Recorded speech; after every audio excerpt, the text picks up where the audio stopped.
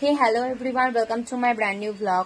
তো আজকে না সকাল থেকে প্রচণ্ড পরিমাণে বৃষ্টি হচ্ছে, বৃষ্টি তো থামার কোনো নামই নেই। তো এরকম একটা বৃষ্টির দিনে ভাবলাম যে বিকেলে একটা কোনো চটপটা স্ন্যাক্স বানানো যাক। তো চলো কি স্ন্যাক্স বানাবো সেটা আমি তোমাদের সাথে শেয়ার করব। তো চলো রান্নাঘরে যাওয়া যাক।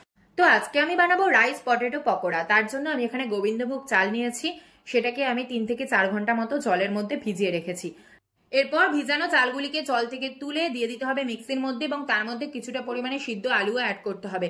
দিয়ে এই দুটোকে ভালো করে একটু পেস্ট বানিয়ে নিতে হবে। আর এর মধ্যে কিন্তু একদম সামান্য পরিমাণে জল অ্যাড করতে হবে, খুব বেশি কিন্তু জল অ্যাড করা যাবে না, আর একদম পাতলাও কিন্তু এই পেস্টটা করা যাবে না। এরপর এই ব্যাটারের মধ্যে এক এক করে কিছু জিনিস অ্যাড করতে হবে। তো দিয়ে দিয়েছিলাম ধনেপাতা কুচি, লঙ্কা কুচি, কিছুটা পরিমাণে কালো জিরে, পরিমাণ মতো লবণ এবং বেকিং পাউডার। তো এগুলো সবকিছু দিয়ে কিছুক্ষণ এই ব্যাটারটাকে মেখে নিতে হবে। এরপর কড়াইতে কিছুটা পরিমাণে সাদা তেল গরম করে তার মধ্যে এক এক করে পকোড়াগুলোকে ছেড়ে দুই সাইড গোল্ডেন ব্রাউন করে ভেজে তারপর তুলে নিলেই কিন্তু রেডি হয়ে যাবে গরম গরম রাইস পটেটো পকোড়া।